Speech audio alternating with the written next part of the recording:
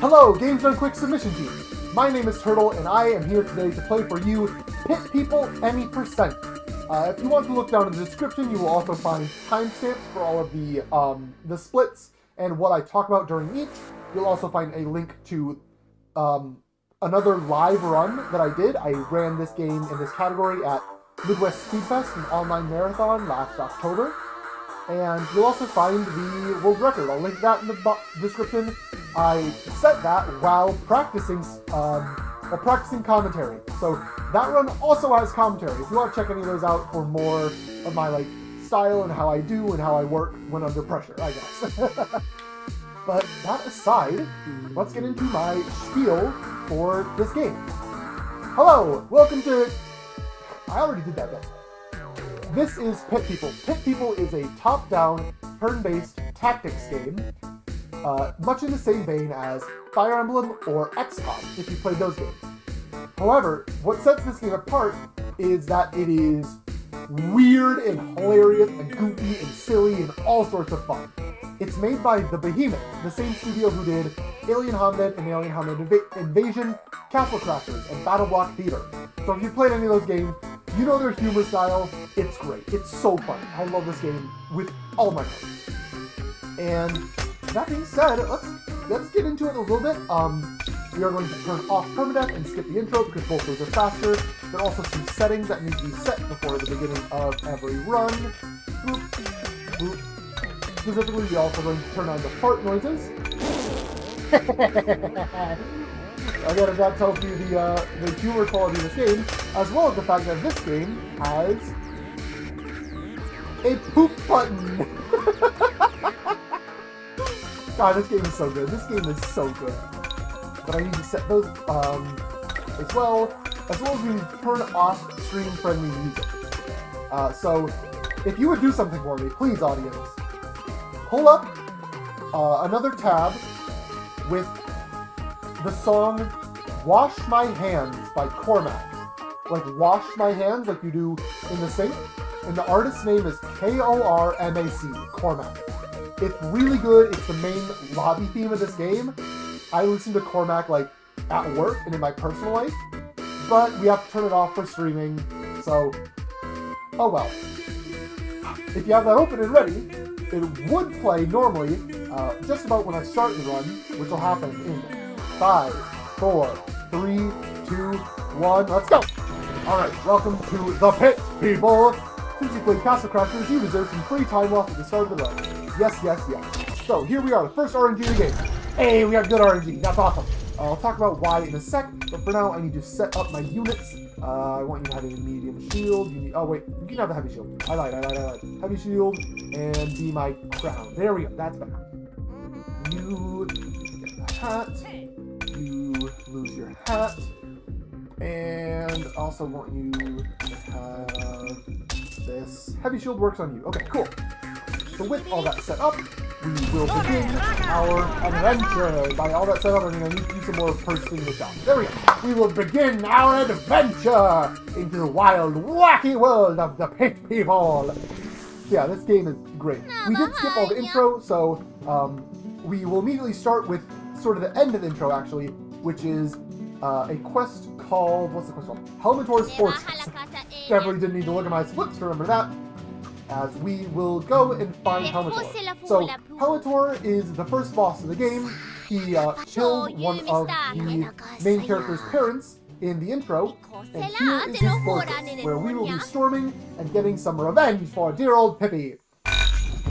And in order to do that, we will be bum rushing straight through his fortress, because side objectives do not matter. This is a speedrun. So, objective, destroy the gate. Objective, destroy the gate. Objective, punch Helmator in his face! His helmeted face, of course, but there's a face under there. And the way we do that is by moving our unit. That's it. So, this game, you move your unit, and where your units are next to determines what they will attack. So, for example, a unit next to only one viable target, like Sophia is only next to this wall, is guaranteed to attack that one viable target. But a unit next to two viable targets, like Yosef is next to this enemy and this wall, has a 50% chance to attack the enemy, a 50% chance to attack the wall. So a lot of the strategy, in fact, all of the strategy in the speedrun just revolves around manipulating my units to hit what I want only and not hit anything else. So that's why I took a little long there. I'm trying to get some of my units specifically to hit the wall so we can 2-round it. Oh, okay, bad RNG. It's fine. We're going to see plenty more bad RNG throughout the run. Ha ha ha. That gives me time to talk about our units. So there are 5 units that you get at the start of the game, and 1 rando who can be either of the 2 species of your starting unit. So the first of those species is the Cupcake. The canonical Cupcake is gluten, and Cupcakes are the healer race of this game. They cannot do any damage to anything ever under any circumstances.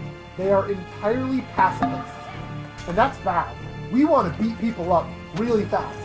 So healer units do nothing for us. The most that gluten will do here is body block some enemies, so they will not chase the rest of our units. Hopefully. So if you get a second Cupcake as your random unit, that's bad and you're sad. But we only got the 1 guaranteed Cupcake, and that's good. So no extra Cupcakes. Awesome. 5 humans. Humans are the jack of all trades, master of none race in this game. Average health, average move, average defense, average attack. Their big unique factor is that they can equip almost every weapon, helmet, and shield type in the game, as well as offhand stuff. Like, humans are just uber versatile. So, so my 5 humans have different equipment. Some of which is just their starting lineup, but some of which is a little more interesting. So first off, Sophia. Sophia has a light sword and a net. The light sword does not deal a lot of damage, and the net does exactly 0 damage. So you might be thinking, whoa, Turtle, you were just being really mean to the Cupcakes a second ago, because they don't deal any damage. But now that Cupcakes are into the mix, you're okay with them not dealing any damage. What gives? What gives is that nets are required for certain strategies that you'll see even later in this chapter. And in addition, having a light sword lets Sophia move 4 tiles as opposed to a human's normal 3 tiles. So that gives her a lot of extra versatility and maneuverability in the run. Cupcake is dead, I don't care, he served his purpose, and that's all that matters. I'm gonna move you here.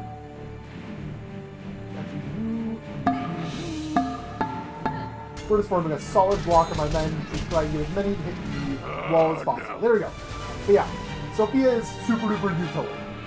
Next up, the blonde-haired, spiky-head guy. He is Yosef. Yosef wields throwing axes. So throwing axes can attack from melee range for not a ton of damage, more than Sophia at least. But their big claim to fame is that they're throwing axes. I can use them to attack from 1 or 2 range.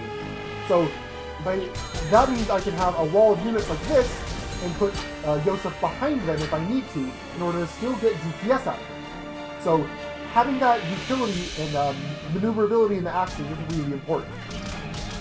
Next up are 3 big damage dealers. A rando named Candy Boy, Hippie, Pipistrella, and Horatio. They are all wielding an item called a Helmet Smasher.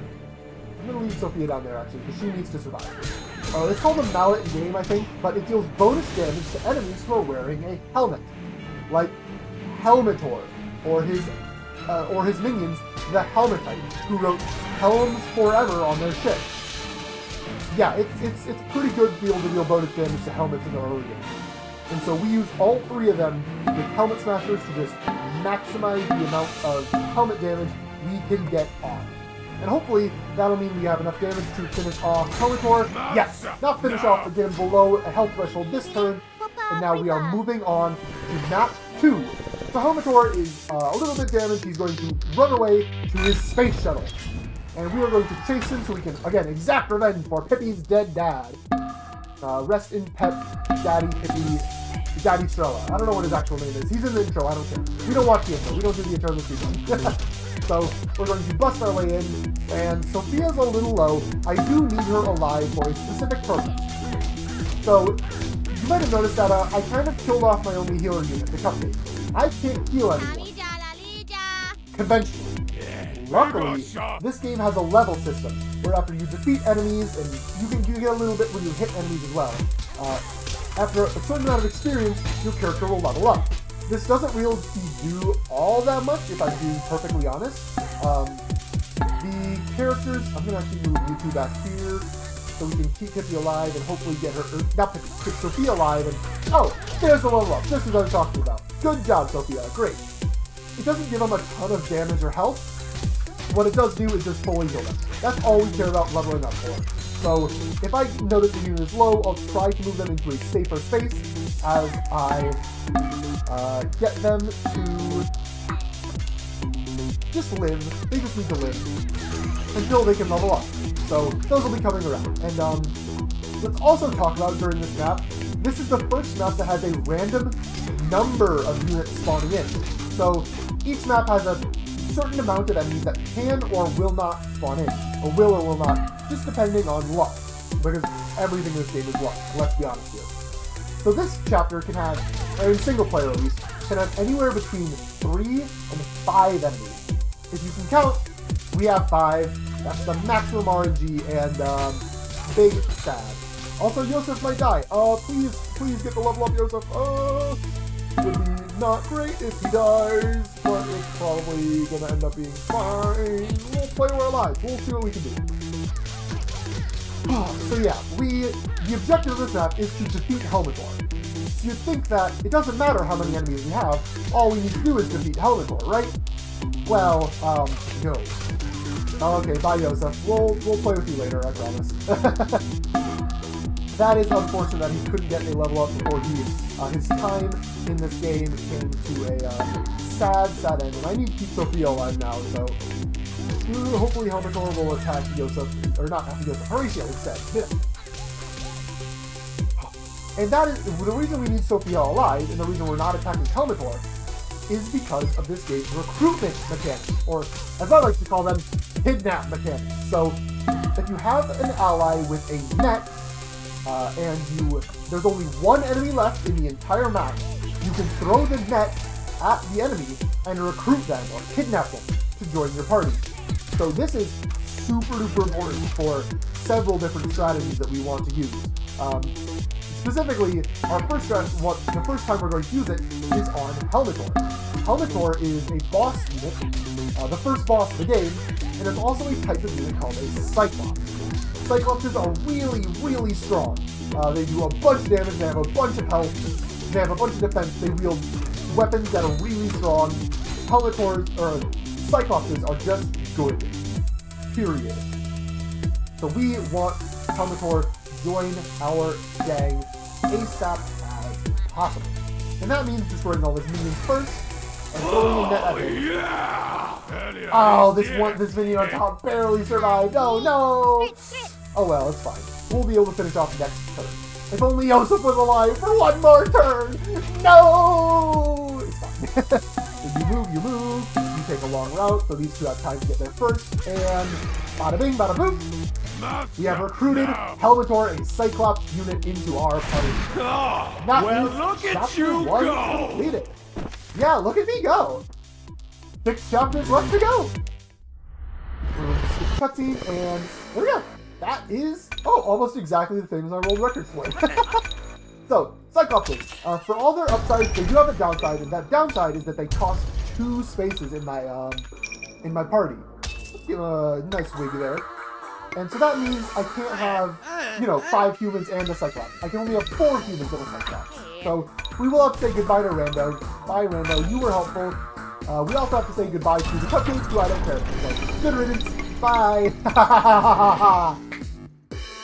The other big downside to Cyclops is that, unlike humans who have a base of 3 movement, Cyclops only have 2 movement.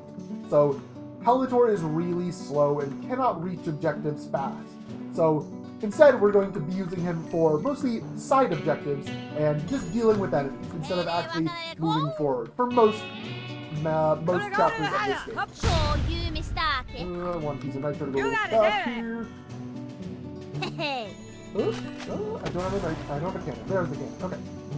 Oh my god, are you still in my way? Get out of the way. Get out of the way. Get out of the way. Get out of the way. Get out of the way. Get out of the way. Give me my cannon back. I don't want to do any of the wild encounters, as it were.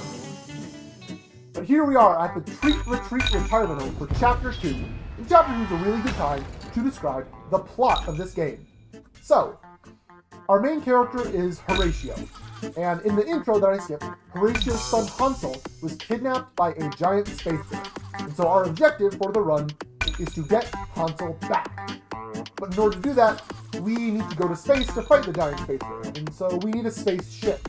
Unfortunately, we kind of just destroyed one while fighting Helmator, oopsies, so we need another spaceship. But we don't know where another spaceship is. So in order to get that spaceship, we need to find it. Luckily, our friend Joseph here is a demi-Cyclops, so he has one eye in his head and another eye that can predict the future. But Joseph lost his other eye and doesn't know where it is. So we need to find Joseph's eye. Luckily, Joseph has a friend who knows where his eye went. And we do know where Joseph's friend is. Joseph's friend is at the Bloodbath Lagoon. But the only way into the Bloodbath Lagoon is to have a golden ticket. And the last golden ticket was just taken by this guy right here, Jerkimedes. And in order for him to give us the golden ticket, he wants us to go into Treat Retreat Retirement Home and murder a bunch of cupcakes, which we are doing a very horrible job at. You can just not do anything and it lets you complete the chapter. So this is much faster than moving all my units, doing a bunch of tactics, and wasting time watching animations. So yeah, there we go. We are going, he thinks, oh, you're pulling a prank on me. That was funny, I'll give you the golden ticket. So now, and make sure you pay attention to this. We have the golden ticket so we can go to the Bloodbath Lagoons, we can find Joseph's friends, we can find Joseph's eyes, we can find your spaceship, so we can go to space, we can save Horatio's son Hansel from the giant spaceship. That is the plot of this game. I hope you were paying attention. We will be on the test later. I love this game so much. It's so funny and humorous and God, it's just beautiful. It's just beautiful. So, I'll be using my Nitro to speed my way on home, not doing the side quest. No, please don't walk right into that. Grabbing a little more money, and that is all of Treat Retreat done and dusted here. Chapter 2 complete. So we're gonna go right in as soon as we get the dialogue. I need to hold my mouse for a little bit. Do that. And buy more Nitro, Chapter 3. Let's talk about the map, the overworld, a little bit. So, there are 5 different overworld maps in the game, and all of them are big and maze-like, have many repeating features that make it hard to memorize which map I'm actually in at any given moment. So I am kind of just playing it by ear a little bit.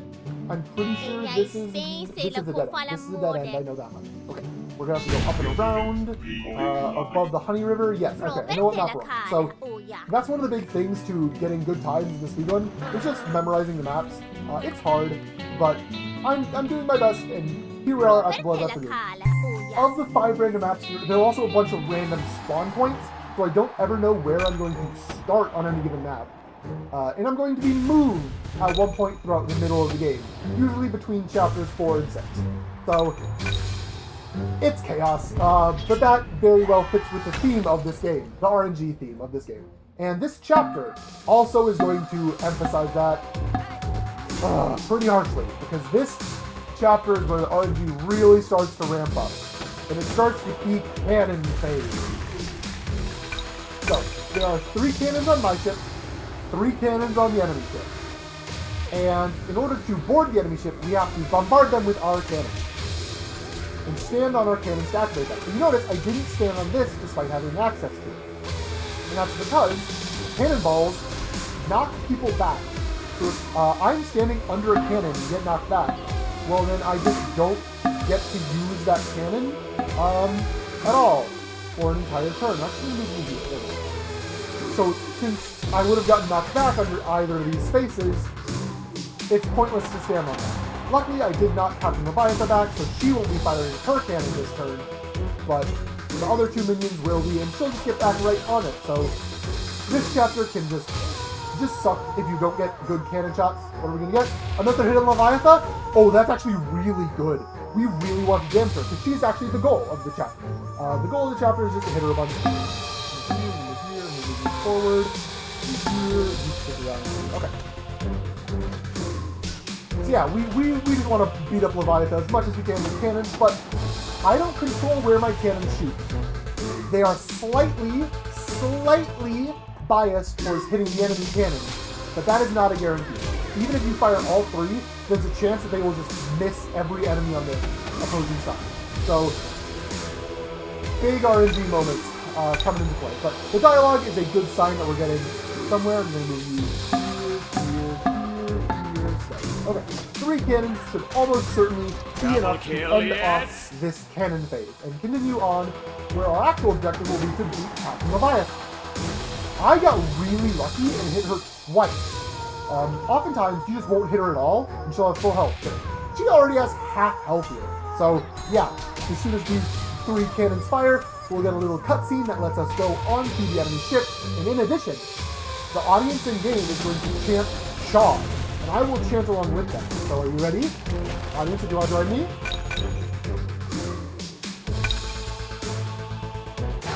It's CHOG! CHOG! CHOG! CHOG! CHOG! CHOG! I love this game, and I love CHOG as well. So, CHOG is the mythical creature of the depths lurking in the Blood Lagoon. We'll see more of him later. But yeah, first, we need to defeat Captain Leviathan, who's already at half health. Beautiful! Leviathan is a type of unit called a Gorgon. Gorgons are very similar to Cyclopses in that they,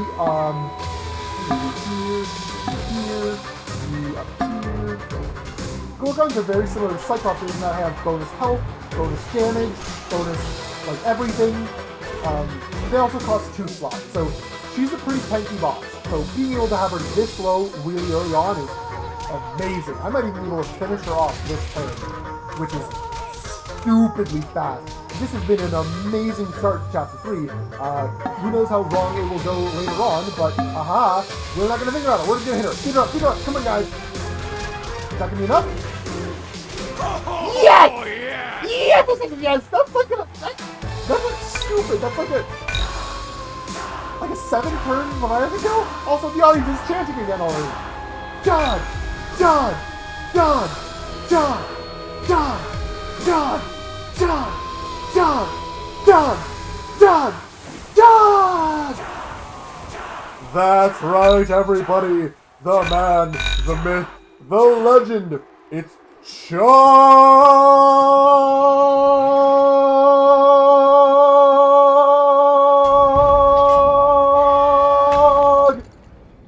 Here in person at the Bloodbath Lagoon. Oh man, I love this game so much. So, tactics for this map, Chapter 3, Map 2. CHOG is going to block his way with our tentacles, because Uvulor told us to. We'll discuss what those characters are in a second, but the humans, all 4 of my humans, if properly positioned, will all attack the tentacle and destroy it within 1 turn. That is what I want. So that's what I'm going to do. Position my units like this. Good, good, good. So we'll destroy 2 tentacles, 2 turns, just as... There we go. A little close, but Sophia just did her second attack. There we go. And then Helmetor will have his own personal mission, and that is to destroy the Octoclopses. So Octoclopses are the most annoying race in the entire speedrun to go up against. They're not very strong. As you can see, Helmetor is one-shotting. But what makes the Octoclopses really obnoxious as enemies, that's a minimum spawn by the way, only 2, great. What really makes the Octoclopses annoying is they have static effects that they can put on Helmetor or any of my other units when they attack. The first is what you see right now with the question mark flipping back and forth. That's called confusion. That means that if Helmetor is standing next to an ally, he has a chance to attack the ally, which is not great. We don't want to be hitting our friends. We only want to be hitting enemies. That status is worthless. As you can tell, there are no enemies around, so Helmetor won't target any enemies. That's part of the tactic. Like, leave him alone, confusion doesn't matter. It's the other status effect that's really bad. Okay, confusion, okay, like I said. But the other status effect is called painting. And painting basically turns my blue allied unit into a red enemy unit for a turn. During that turn, Helmetor does not get to move, Helmetor does not get to attack. I do not control Helmetor at all. You just lose the entire turn when you are painted. So, for my strongest unit, who is also very slow and already has a hard time keeping up with the rest of the group, he just lags behind and doesn't do any damage and it's fish back. We really do not want to see a single paint, which we haven't so far, but Octoclops will continuously spawn throughout this entire map. It's really, really annoying. They're awful. Oh, please minimum spawn of 2, please minimum spawn of 2. 3, that's fine. Oh well. We take it. It's not 4. There could have been 4 enemies. So Minotaury gets to get left behind, deal with all the spawns while our humans bum rush the actual objective. So CHOG, the tentacle monster that lives in the Bloodbath Lagoon, is not actually Yosef's friend. As cool as that would be, Yosef's friend is actually Uvulor, a parasite living within CHOG. Uvulor knows where Yosef's eye is, but instead of just telling us, he's being an obstinate jerk. So we need to get him to join our side. The only way we know in video games, force, extreme force. And so yeah, we're going to be running up, hitting CHOG in the jaw, which makes him open up and reveal Uvulor. And after Uvulor takes enough hit, that will force him to join our cause and have him tell us where Yosef's eye is so we can save a child. Let me mention, Uvulor right now is anti-saving child? Come on, Uvulor. Uncool, dude. Pretty uncool. He has his reasons, and mostly because he and Yosef have a little bit of history, but that's neither here nor there. What we really want to have happen in this map is a 3 cycle. So, each time you deal any amount of damage to Uvulor, he will retreat, and that is the end of 1 cycle. So, typically I'll want to do this in 3 cycles. So 3 times you have to open up the mouth, run up to Uvulor, and punch him in the face. After that should be this entire chapter. So in the meantime, until we finish off Uvulor, he makes a noise that sounds something like After he makes that noise, that is the end of the chapter, and until then would be a great time for donations in an actual marathon run. I'm intentionally holding back here a little, just to not damage him, so he doesn't retreat right away. And that way I can have all 4 of my humans attacking instead of just the 2 that were within range. Next.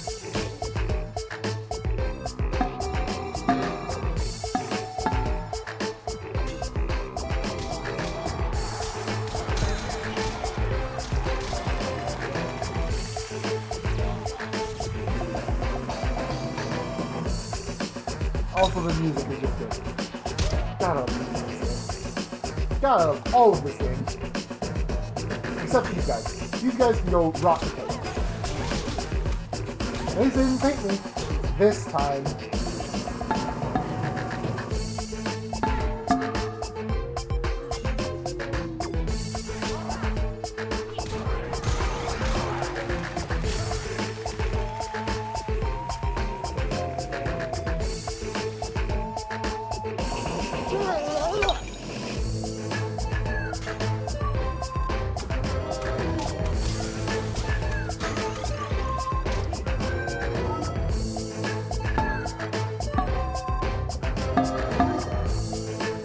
This should be enough.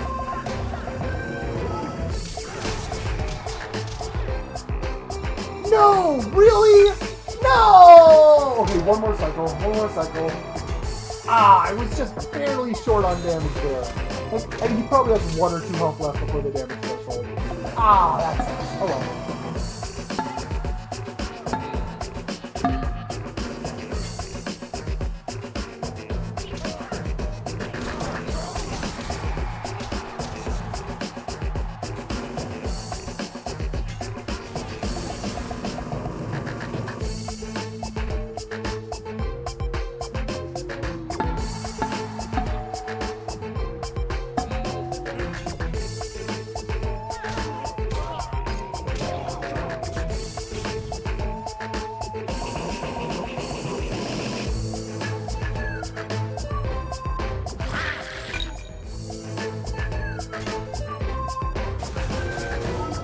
Alright everyone, bum rushing!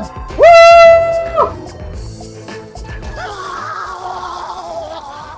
There's that beautiful noise that signals map 3 is. I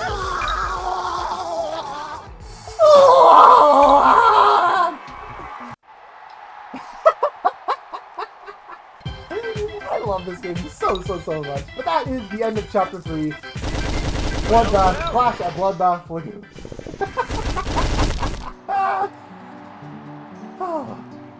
So yep, we do need to get back to the base in the new chapters, so let me just Nitro on back. Nitro is in limited supply. I do need money to purchase it. But, ooh, money. Money. The more money I can get, the more Nitro I'll be able to buy later on.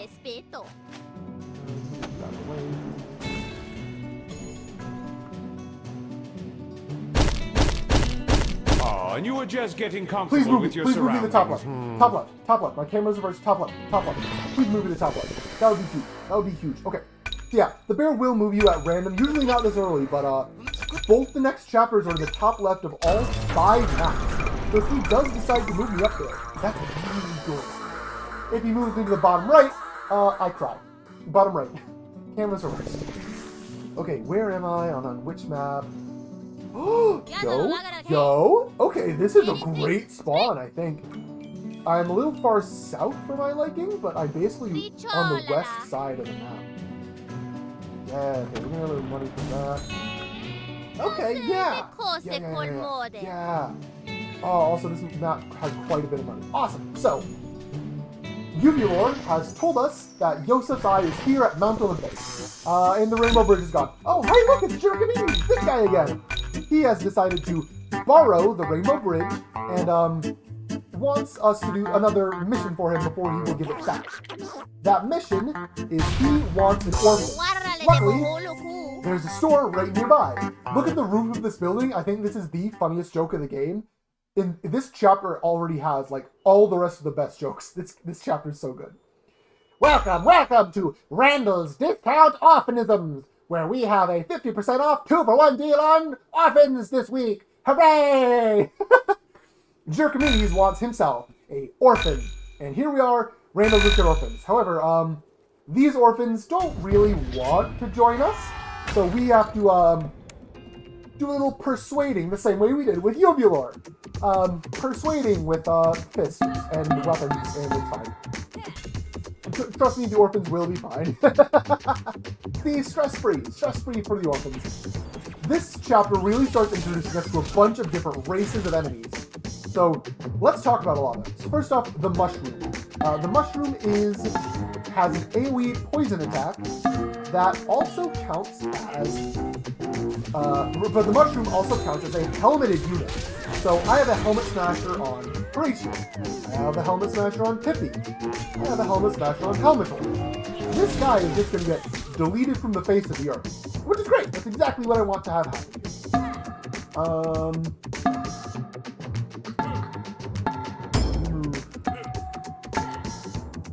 Yeah, we're going to be a little... We need to protect Sophia, who's already a little low for turn 1, but... Yeah, we'll take out the mushroom really quick. Next up on my list of people to talk about, this robot named Caitlin. The names are random, they're all great. I love the names of this game. It's so fun. But the robot has 2 forms of attack. One of them is a melee little punchy thing that it does with its socket arms. That has a chance to stun or paralyze my unit, which is bad. So we would like it if that didn't happen. Hopefully we won't see it at all. But their other attack, which is... You actually here. You stay here. You touch him. The other attack that it does is a 2-range sort of chain lightning thing, which can bounce between units and rack up damage pretty quickly, unfortunately. Yeah, you're going to see it here. Yep, so it bounced between all my units there. Not great, but we'll still make it work. And lastly, aside from the human, which we've all met, trolls. Trolls are a lot like Cyclops is in that they're very strong. So instead of fighting him, we just recruit him. That's it. Easy game, easy life. And since there's a 2-for-1 special, we're gonna get a second orphan for free! So that second orphan is Cornelius Happiness. He's a plucky, young, lovable orphan who didn't try to murder us. And the rest of the orphans are actually very, very evil. One of the lines of dialogue, if you read it, is, and I quote, "I didn't choose the orphan life." I tried to Which, yes, means exactly what you think it means. Hold on, let me use my healing item. This fight can be scary about it. There we go. I didn't choose the orphan life. Oh, it's so good. It's so funny. But Cornelius Happiness isn't like that. He's a good orphan. We're going to give Jerkimedes our very fun, friendly, good orphan pal here in Cornelius Happiness. And Jerkimedes is going to be very happy, and nothing's going to go wrong. Which is why the earth is shaking, and Cornelius just exploded. Okay. This is the perfect spawn! Yo, what is this chapter for? Holy crap. Okay. So, Jerkimedes wanted, and I quote, a fresh orphan. Which, yeah, also means exactly what you think it means. The humor in this game is so good. Oh my goodness. Gravy graciously. But, in accordance with let's introduce the player to more enemy types, we here have Pixies. We've seen a couple of them earlier, but this is where I really need to start mentioning them. Pixies are the glass cannon race of this game.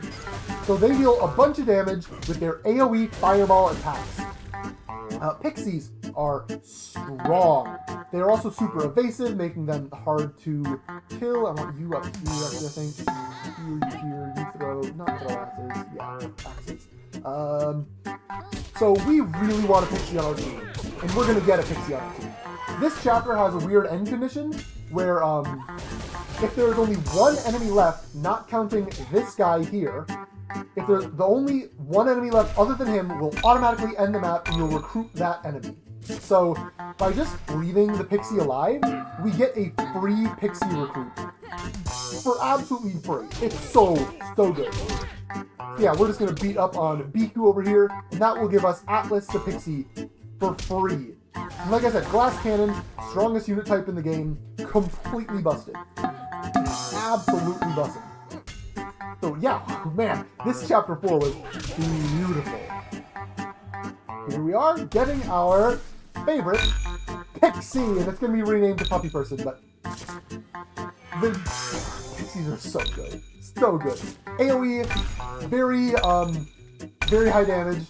They are super evasive. Like, there's one big weakness to them, and that they're low health. But, you know, I kind of don't care, because if you've ever seen a speedrun before, we like to take we like to take risk-reward strats, and then just play in a way that means we get all of the reward for no risk. And that's exactly what I'm going to do for the most part. There's one chapter where I am definitely going to be very, very risky, but it'll work out fine. It'll probably work out fine. Odds are it'll mostly be fine. Ha ha ha ha ha ha ha ha ha ha ha. Alright, chapter 4. So, I'm going to immediately go and bring Puppy Person the Pixie into my army. Come here. Get in the party. And in addition, I'm going to make it my king unit. With some nice, beautiful hair. You're a little way down. Let's give you a pizza as a shield. Here.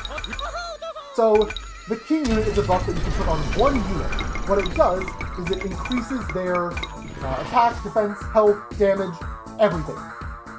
It's really good. But most importantly, it increases their movement. So I had it on Horatio at the beginning, who was basically my strongest unit. I want all the money, please. Thank you. Did a little bit of loopy-loops there. I probably didn't need that for 5 gold, but it was fun. I like doing the loopy-loops. Loopy-loops are cool. And I'm going to get more money as well, because I want to buy more nitro after this chapter.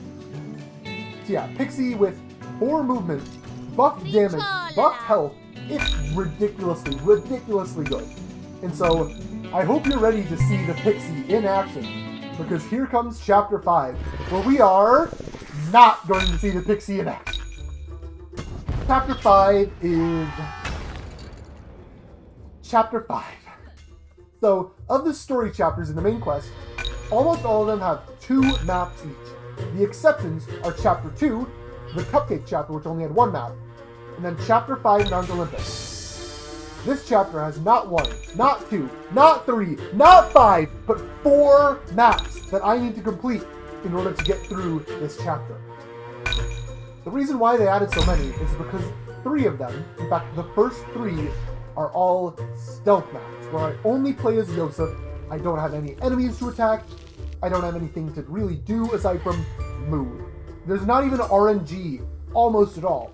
And so you might be thinking, wait, Turtle, that sounds actually pretty nice. The fact that it is not RNG means that you don't have to worry about anything, right? Speedrunners typically don't like RNG. That's not really the case for pit people. So, pit people, in my opinion, thrive because of the RNG. The RNG just makes every map so chaotic and interesting. Strats have to change all the time. I have to be reacting to what's going on. Not Chapter 5, Maps 1, 2, and 3. It's the same thing that I've done a million times before, the same thing that I will do a million times again.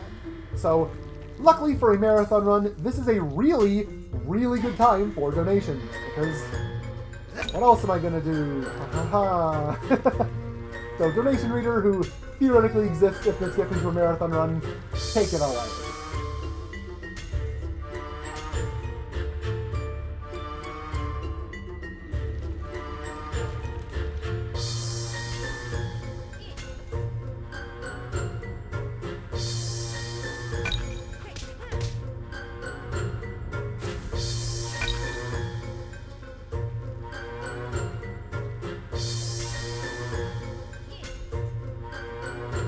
I'm dancing to the music a little bit.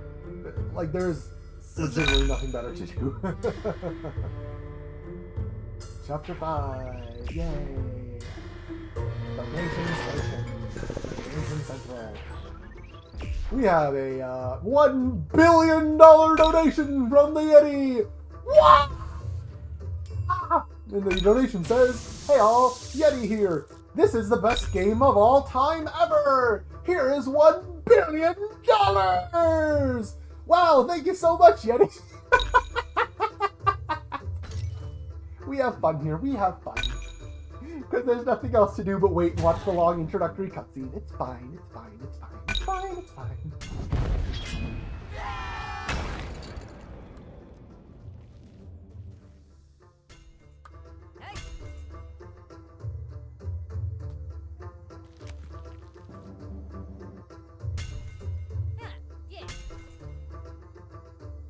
So I should note here, there is one thing that makes this chapter a little more bearable.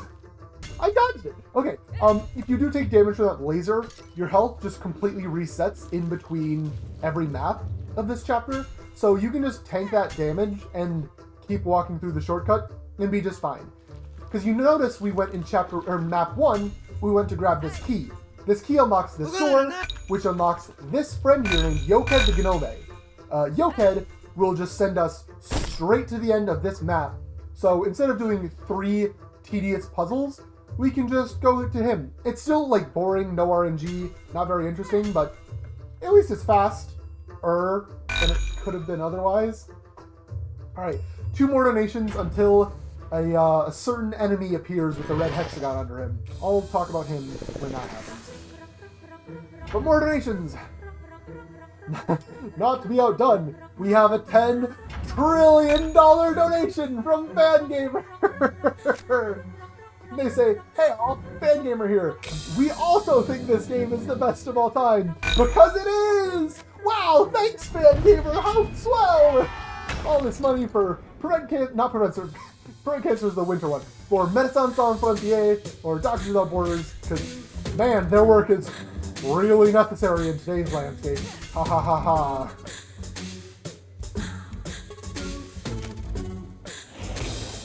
Oh, look! An enemy! So, for all 3 stealth maps, this is the one instance of RNG. The one singular... Oops, no, not there. There. Okay. So, this is Minotaury. He's a Cyclops, like Helmetor. He has a chance on hit to knock me back. He didn't. Yes! You're supposed to lead him on the wild goose chase around this whole area, but that's slow. Instead, if you just tank one of his hits and get lucky enough for him not to knock you back, you just run past him, straight to the end, and he is sad and alone. And that is the stealth section, and we can get Yosef's Eye. And now, this is actually my favorite map of the story. This is Chapter 5, Map 4. There is so much interesting going on here that I have to all explain really quickly. So let's go. Let's get right into it. So, first off, the launch pad. You'll see me use one right here. Unfortunately, Helmetor is a little bit too far away to use one, but Horatio can jump on it nice and easy. So these launch pads will launch you over the other quadrant of the map, and it makes getting slow units like Helmetor over into the fray really quick and easy, which is nice. I like that. Another thing that happens this map is every 3 turns, an event happens that I call the wind. You're going to see it right here. This moves every unit, both ally and enemy, around in a random direction for a random number of times. So it causes chaos on the map. And that means I have to constantly be like rethinking and rerouting, depending on where my units end up. I'm actually going to just have Yosef take the launch pad next turn, but for now, we're sending Helmator over here, because he gets mono damage. So yeah, there are no real consistent strats for this map. I mean, there are, but it's like, you have to think on the fly every single turn, which makes it so much more interesting to route and play than other, like, potential maps would be. So yeah, the third thing is the objective of this map. And that objective is to escape. Now that we have Yosef's Eye, we need to get out of here. Luckily, this hole in the ground will lead us straight back to the overworld. Unfortunately, we need, to survive the fall. Even Pixie, who has who can fly, like look at that flying sprite, will need to be able to survive the fall. But this is an open air area in a workplace. And OSHA clearly states that if there's an open pit that leads to a 500-foot drop in your workspace, all employees must be equipped at all times with a parachute. Additionally, when they are killed, employees must drop their parachute for the person who killed them to pick up and use. It's really convenient that OSHA states all that, because that means that all of our enemies will have parachutes that I can go run at them, beat them up, grab their parachutes, and win. So, yeah, for 5 units, we need 5 enemies killed, dropping 5 parachutes. So he already has 1, 2, 3, for 2, 3 of these guys. We'll need 2 more enemies killed to get 2 more parachutes. There is a small chance that a glitch happens where when a unit would usually walk over a parachute to pick it up, instead they'll just move you down here to start grabbing that parachute. Instead they'll just like leave it on the ground forever. It's really useful if that happens, because that means I can use 1 parachute and collect it infinite number of times. I don't know what causes the glitch. I really wish I did, but I don't. So instead, we just have to make do with the vanilla way of just grabbing parachutes where and when I can. So Pixie has a parachute. Helmator has a parachute. Our humans up here need parachutes for luckily whittling down some guys up here. Hippie's gonna grab this one, and yeah, just keep moving our way on up here to clear out these 2 guys probably and get their parachutes. The wind is also going to blow, and that might set me off track. We'll see. This would be another good time for probably 1 donation as I try to collect these parachutes in the midst of all the different really fun and interesting forms of chaos that happen on this map. Okay, stunned up there? Oh, Yosef. Oh, Yosef. Actually, if I can kill this guy, I'll be able to launch pad Yosef over and grab that parachute. Ah, tactics, baby. Now you're thinking with portals. Indeed, quite yes.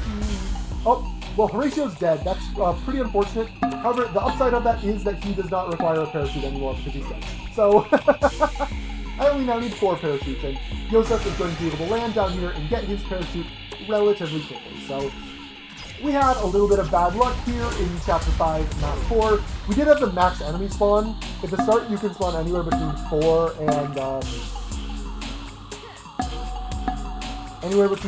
and 7 enemies to start, and we got 7. So that just left a lot more for us to deal with, but we have all of our parachutes, and that triggers the actual ending, which is Marshall. Marshall is a giant floating baby head and the guard of this prison. He's gonna block us off with his big boy big head, and that means we need to get his head out of here. And how do we do that? The only way we know how in the video game. Violence! It's okay, he has a helmet, he'll be fine. I promise. So I'm just going to have all my units blitz straight at him, and this box boop pow. There we go. Marshall has been defeated. Gonna get out of our way so we can end off Chapter 5, Mount Olympus. Little tough there at the end, but we got through. So now, we are on to Chapter 6. Chapter 6 is probably the most scary chapter of the entire run. For one single moment that I'll explain later. But first, the plot. We got Yosef's Eye, and Yosef's Eye has told us where we can find the spaceship. It turns out the only spaceship left in the entire universe is owned by one Jerkimedes. So, yeah, the same guy we've been running into throughout the entire run so far, he has a spaceship. So we just need to find him and ask him if we can use the spaceship ourselves. You know, in order to save a child, right? Who would deny saving a child? That is the entire plot of this game, and there's no way Jerkimedes would turn us down. I think we go out of this zombie area. This map is unfortunately not super great, but I do have a boatload of nitro, which makes it pretty quick to zoom on through, grab a bunch of money along the way, and oops, there's a mountain there. That blended in with the background, but find where Jerkimedes is currently at, the Sunbutt base. So, after the last chapter, which was, if you recall, a bunch of stealth maps, we get into this chapter. What do you think the developers decided to do with this chapter? I'll give you 3 hints. The first two don't count. If you guessed another stealth chapter, congratulations! You are correct! Your prize is another stealth map! Hooray! I'm being a little bit facetious here. This is only about half of a stealth map as compared to last chapter, which had 3 full stealth maps. But this one does start off with a bit of stealth. Specifically that Jerkimedes wants to be relaxed and peaceful right now at its spot A. He doesn't want any loud noises like a vase tipping over to wake him up. So we are going to very carefully not step near any of the vases in order to avoid that, because doing that summons all of his guards over here, and they will come and try to murder us, and you know, that's not fast. So, we are also, if you notice, only sending our Pixie forward. There is a specific reason for that. Several specific reasons, in fact. And it's mostly because of Jerkimedes himself. So, we have snuck through, which means his guards failed, and Jerkimedes does not like people who fail him. Bye-bye! I don't want to fight you either, so I'm fine with this outcome. But Jerkimedes tries to teleport home. Uh-oh, he's running out of magic to teleport. Says the game, but you'll see that is not true in a second. Because Jerkimedes is an enemy now, and we have to fight him. Jerkimedes has several things that make him really annoying to fight as a group. First off, he teleports, so every time you deal damage to him, he teleports to a random space in a massive AoE, basically this entire gray tile patio. So if you have a weak unit attack him, he'll teleport away before your strong units can attack. That's why we only want the Pixie up here. God, he has a high evasion chance as well. That's also really annoying, but my Pixie also has high evasion. This fight could just, you know, become a dodge battle. It's fine. Jerkimedes also causes the confusion effect that you can see on my Pixie. So if you have multiple allies up here, there's a chance that they'll attack each other. Like, all of this culminates. Jerkimedes is a jerk.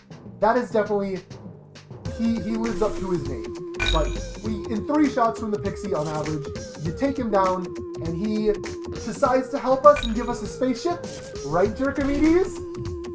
No, he teleports away and runs away like a coward. Jerkimedes, we are trying to save a child. He is kidnapped. Won't anyone please think of the children? Did I buy another kidnap page on accident? Oops. Maybe I found one in the overworld. It's fine. We'll bitch it later. Because Jerkimedes has retreated to his home, the Jerk Dome. We need to chase him there because, again, he has a spaceship. We are going to save a child with that spaceship, Jerkimedes. Give us the spaceship, Jerkimedes.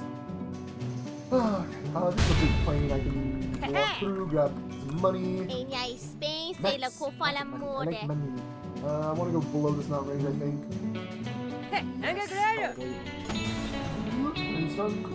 Yeah, I really don't want to get into any overworld encounters. I'm doing my best to avoid them, but they can move very haphazardly and randomly.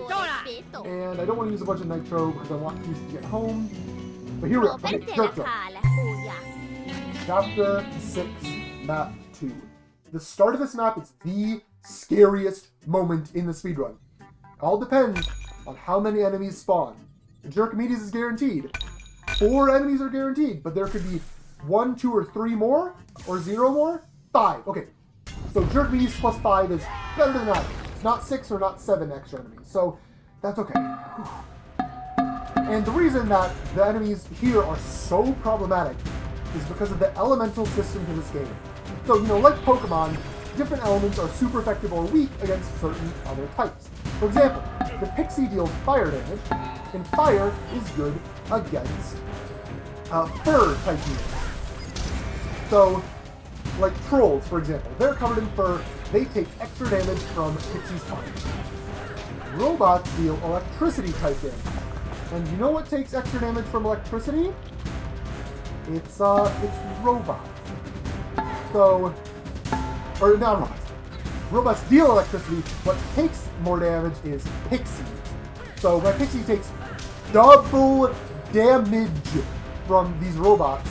And my Pixie's a glass cannon, as you remember. So, yeah, it can be pretty bad, especially if, oh no, the Pixie got stunned. Oh no, the Pixie got stunned. Not having a happy time now, but we'll make something work. We'll make something work. We'll make something work. We'll make something work. I'm sending those units down there specifically to protect the Pixie as best as they can. Even though I really do want the rest of my units to come up this way for the next objective. Okay. After you defeat half of the enemies, rounded down, minus Jerkimedes, he doesn't count, then you get into this next phase of the fight, where Jerkimedes leaves, and in order to get him to come back out, you have to bust up the furniture in his house.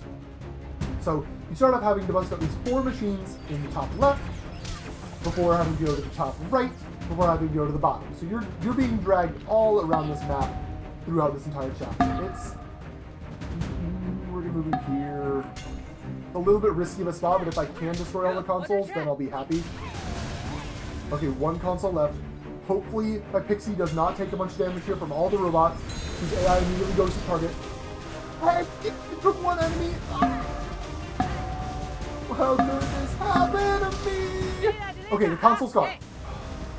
Oh, okay. Once all 4 of these consoles are destroyed, the robots will despawn. And that is a huge sigh of relief. Oh, no more robots, no more electricity damage, no more having to worry about Pixie for the entire rest of the game. My phone is ringing, I'll call someone back later. Bye. It's my mom, actually. I need to call her back later. But it's fine. Okay. Next up, humans. So, not liking this actually. We're gonna be a little wonky with it, because there are a lot of them. 6 extra humans spawned, which is more than I want. Where'd Jerkimedes teleport? Down here? Okay. And Pixie is bleeding. So, Pixie, again, the only way I can heal is by leveling up. Pixie needs to get a kill ASAP as possible in order to level up. We need to actually try and get this too. I'll have some friends help you out with that. I need to here, recap him. Hopefully, we get some good actions coming out of this. Yeah, okay. Aside from defeating half the enemies, the alternate win condition is to bring Jerkimedes below half health. This can be very hard considering how he teleports around like a jerk, but since there were so many enemies and I was getting really body blocked in, it did make sense in this case to do a little bit of a faster movement and instead just actually Pixie come here. Yes. Okay. Move here. Gonna come. Great. Okay, so yeah, now we just need to destroy some more consoles like before. And that will get us into phase 3 of this fight. Please don't kill the Pixie. I want my Pixie alive. I might focus my Pixie here on getting a level up. If I can kill this guy with the Pixie, that would be great. Because, you know, the Pixie won't die in that case. Okay, I'm going to move. How far I want you to move down. Pixie, come here. Oh, no. Ratio, go here. Pixie, go here. There we go. Yeah, so chapter 6. Very stressful. A lot can go wrong in this chapter. So, Pixie level up. Oh, Pixie level up. Yes, yes, yes, yes, yes. That means the Pixie is back to full health, and I don't need to worry about it for the rest of the chapter, because we're now in phase 3. So phase 1 was just robots, scary. Phase 2 was just humans, okay. Phase 3 is terrifying. The game spawns in a collection of possibly the most dangerous enemy. So first off, Cyclops is big, tanky units, just like my own Cyclops. Very, very strong, very, very dangerous. I do not want to fight them. In addition, we have... Where did I place you? I think I place you here? Yeah. In addition, we have Pixie, the glass cannon. Also very, very strong, believe it or not. So we don't want to fight... we can glass cannon them, but they will blow us up really quickly. In addition, mascots. An enemy type we have seen before. They aren't super common, but the reason mascots are so terrifying is because when they die, they explode in an AoE that deals about 50 damage to every ally near them. So since Pippi didn't get out of the way fast enough, Pippi just tanked that explosion and died. Oh man, I was really hoping that wouldn't happen, but okay. Hold on. Oh god. This is chaos, and I am just a poor boy trying to make my way through the speedrun, please! So, is that not gonna be enough? He's stunned? Is that gonna be enough damage? Yes! Okay. Trolls, in addition, strong enemies, very similar to Cyclops, will also spawn in every 3 turns, and they despawn after that. But they don't really leave forever. They have a healing factor. And so what the game does is it just lets them heal. It just lets them heal off the map. And it's really, really annoying. But we're making our way through. We only have these 4 consoles left to deal with. Okay, let's think. I actually want you here. You're going to come destroy Silver console. You're going to destroy this console. You're going to destroy Silver. Alright, this should be enough. Presuming my Pixie doesn't completely botch the attack. Yes! That's all the consoles. Chapter 6 is over. Woo! Just a huge sigh of relief. That chapter is so stressful to play.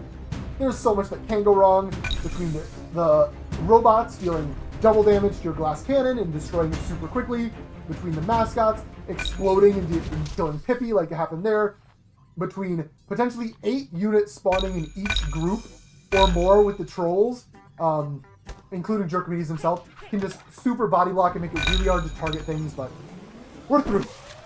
We are through, and lore time. So, Jerkimedes, thus far, has been a very, very evil jerk of a wizard. And during the fight, we knocked off his hat at the very end there. And that turned him into a very, very evil, or a very, very jerk wizard who isn't evil. Hooray! That means he is going to let us use his spaceship, which is actually his house. The very thing that we were destroying a little bit. But it's fine. The spaceship will be fine. The house will be fine. It has an auto repair function. And that means I just need to get back to the town, which is down here. This is a pretty bad spawn for the end game. It was a decent spawn for chapters 4 and 5, but I hope I get moved. Nope, okay, bad luck. Oh well. So that means we have a spaceship, we have all the things we need, get rid of that net, and give us all the nitro in the world. I have a lot of extra money, okay. Unfortunately, there isn't any more nitro to buy after. So, this is the final chapter. All we have to do in the overworld is just get there. I do want to save 6 nitro for later, so I only want to use 2 of my nitro now. Oh, but man, this one is so far away. Figure out how to get there some way or another. Fast, hopefully. Fingers crossed, fast. That is, part of the speed run of it all, but... can I go over? There's an overland route above this forest, I believe so. The bridge is up there. Okay. God. Yeah, the maps are massive. There are so many different weird obstacles in each, but we'll make our way through. Say hi to the pizza box. Hi, pizza box. Bye, pizza box. There's 1 nitro there. Going to slip down through here. We're going to go through the Cupcake land. In order to... That's what Cupcake... Oh, there's the Octoclops. Yeah. God. This is a bad map spawn. Oh, yeah. Could be a lot better. Should have been a lot better, but we'll make it work. After this overworld movement is all done, so I'm going to save the rest of my nitro for the very end. And get to, on the other side of this pyramid, is Chapter 7. The Bear. Warning. This quest will exit the world now. Are you ready to continue? Yes. Let's go. So, before the map starts, we see a bunch of our friends that we've made along the way. Those being Helmetor's minions and the CHOG followers. They are going to decide to join us because, I mean, Helmetor, their boss, is on our team. The Helmetites should be joining us. And the CHOG followers, they thought we did some pretty cool stuff at the Bloodbath Lagoon. They're going to join us too. That means we have a bunch of random NPCs, and they can be helpful, but more often than not, the NPCs in this map are cowards. They are terrified of every little thing that might damage them. Oh no! Which means they're not going to push forward as fast as I want them to. Oh well, you just have to deal with it. Pit people, RNG is like the thing. So, if you remember from about 10 minutes ago, I did mention that Pixies deal fire damage, and fire is super effective against fur. Oh, we're on a giant spaceship. Who's covered in fur? Oh, and Pixies have AoE anti-fur damage as well. So that means they deal even more damage and can get rid of even more fur in the way. If they decide to target the right spot. So you target up here.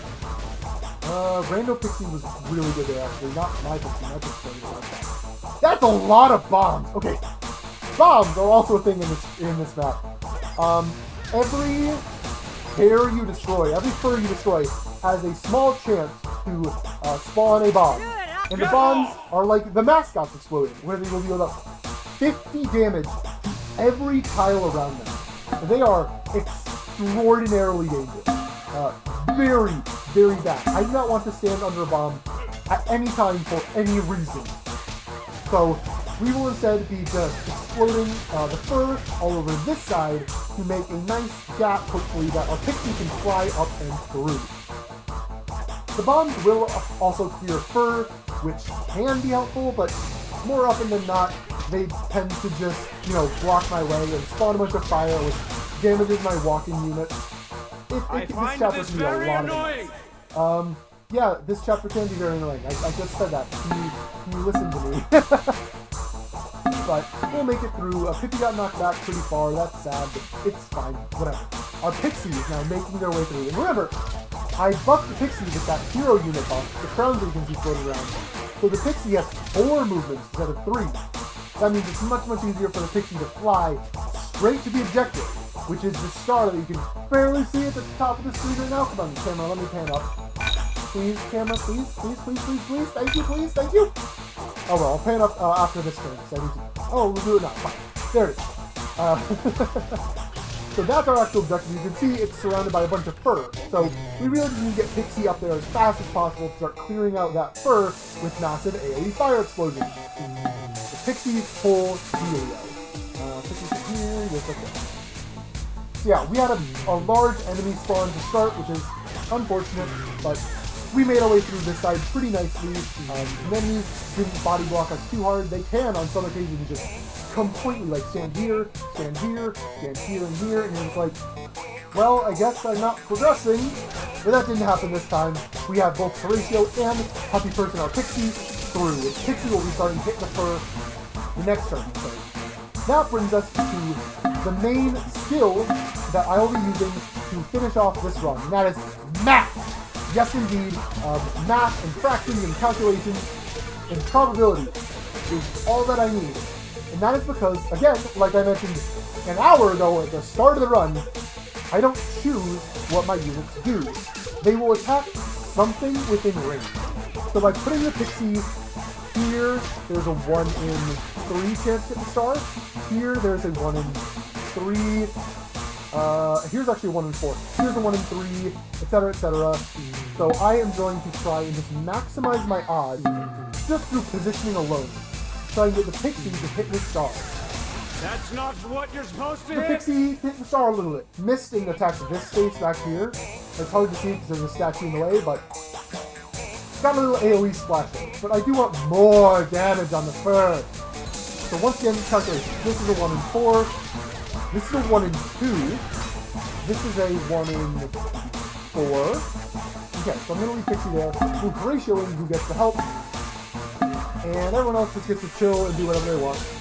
Because all I need to do is get lucky with Pixie hitting the star. Yeah, just like that.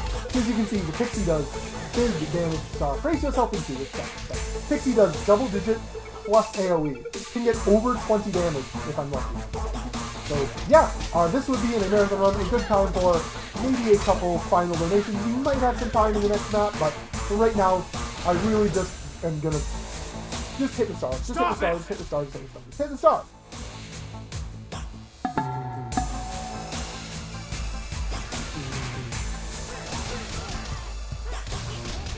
Stop it! No, don't stop it. Please hit it more, friends. That's a bomb. Oh, God. Okay. Dangerous. Danger bombs. Okay, this spot's a 100% hit from the Pixie. These spots are 100% from melee units. We'll make it. We'll make it, friends. We'll make it.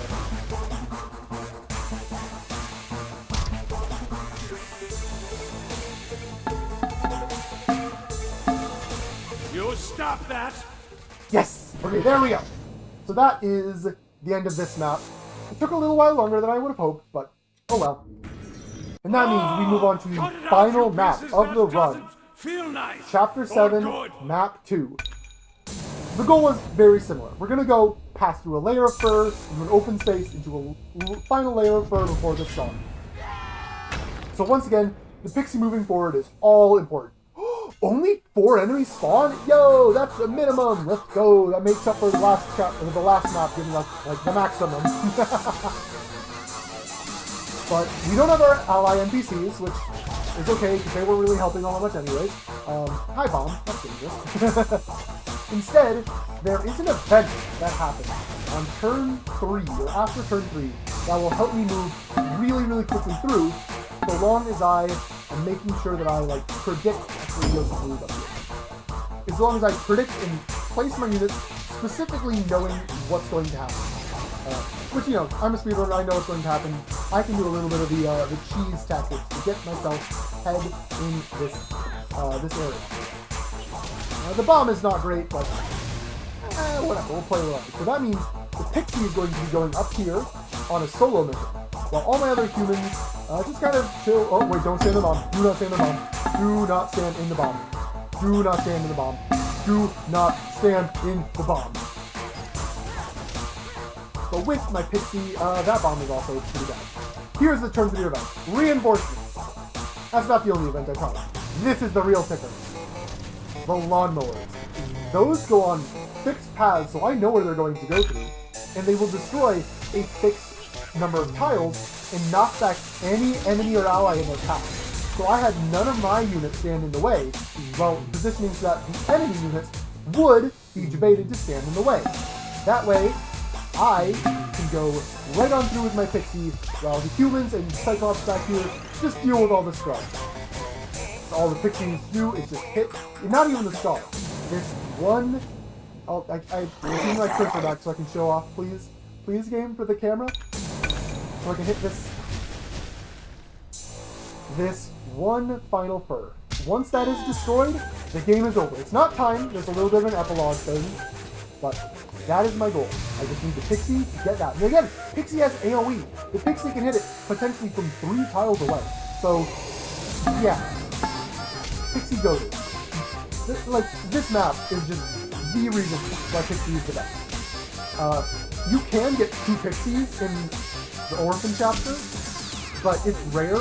And occasionally you will get 0 Pixies as well, in which case there's a backup strat involving an extra Cyclops unit, but that is not what would happen to this turn. We're going to put you here, yes. Put you up as I can, please. Alright. What are the odds we get this? Come on, Pixie. Come on, Pixie. Do it. That was not it, Pixie. Alright, from this space, we will have a 1 in 4. Because this one, and these 3, I should say, are our targets. So that one is the only one we want to hit. The 1 in 4 chance to get it. I'm going to move you. Hope for the best. The rest of the gang can come join too. If the Pixie keeps repeatedly missing, it's helpful to have them around. Like that. Pixie. with the thing. It is your only job. Luckily, every single enemy in the entire game has decided to just glomp on Helmetory, who is a tank and can just tank all of them. Great. So, he'll be doing just fine. Oh, we did half damage to it. Just a little more. Come on, Pixie. From here, there is a 1 in 2 chance. From here, there's a 1 in 2 chance as well. Now it's a 1 in 1. Guaranteed victory. Guaranteed victory. You don't see me crawling on you. Well, that's because I'm not a giant space bear. Guaranteed victory. We're going to move the rest of my in 2, because why not? Hit that bird. Yeah! It's a bomb! And that is the end of Chapter 7. The Bear. So we'll get into the epilogue here, where we time travel back to the beginning of the intro that I said. Oh, it's Horatio, the humble blueberry farmer, loving father, and the most boring creature on the face of the... Wait, what? Good. What happened? Get out of here, you paying attention. Charming individuals. Wait, what? Yeah, when you skip the dialogue as fast as you can, it messes up a little bit, but it's fine. It's fine. Everything is fine. We're having a fine time. And we just have to go through the intro sequence without actually doing any of the maps, just running through, picking up all of our friends. You can actually use Nitro in this sequence, despite not having a wagon. Because there's like a billion pieces of my best so that is why I friend. saved a bunch of Nitro earlier on. Save your it friends. Makes the, Don't worry about me. It's only an eternity in space. I have my crossword puzzles. Look through, skip all the dialogue, and time comes up in 5, almost there. 4, 3, Run! 2, Run 2, like you didn't 1, forget anyone else when you made that wish. I did a little bit of whoopsies where I was holding the wrong key as I was looking for my split key, but there we go. That is Pit People Any Percent, done in 1 minute, 1 hour, 13 minutes, and 52 seconds. Just some shoutouts that I'd like to give. Well, hooray for first you off, guys. my cousin, All your dreams came who true. I forced to What play this about game my casually with me. And then I forced him to learn the speedrun. And then I forced him to do a co-op speedrun with me. So, thanks for being a good sport. He likes this game, just not as much as a speedrun fan as I am, but hopefully he's watching. If I do this at GDQ, I mean, I'll tell him, and he'll be watching. He'll probably donate too. And yeah, shoutouts to him for just being a great cousin, friend, and playing this game with me. Shoutouts to Huffna, who is the first person I've ever met in online spaces who knew this game before I talked about it to them. Despite a lot of the other Behemoth games being well known, this one's kind of obscure. And I'd like to change that, because this game is so much fun. It needs more love. It needs all the love. It's just chaos and fun and puns and quips and jokes. I love it. So shout out to the Behemoth finally for making this game. It's great. It's great. I love it. Please make more games like this. Please. You're all great. Thank you so much for watching, GDQ Submissions team. I've submitted this several times. It's gonna get in eventually. I know it. This is the year. We're doing it, baby. This summer will also be my birthday. Falls on Sunday, July 6th. Saturday, July 6th. I know dates. So this would also fit in Silly Block a little bit. Not Awful Block. This is not an awful game, but it is a little silly. Again, there's a poop button. For goodness sakes. But yeah, I'll definitely be there. I live in the Midwest area. Like I said, I performed this run for Midwest Speed Fest. Again, link to that in the description if you want to see how I perform in an actual marathon setting. So I live in the Midwest. I volunteer a ton and will be there for sure. Hopefully I'll also be a runner this time, which would be, oh my god, it would just be the world. So thank you so much for watching and considering this game. It's been a blast playing it for you, and I'll see you this summer in Minneapolis. Bye-bye!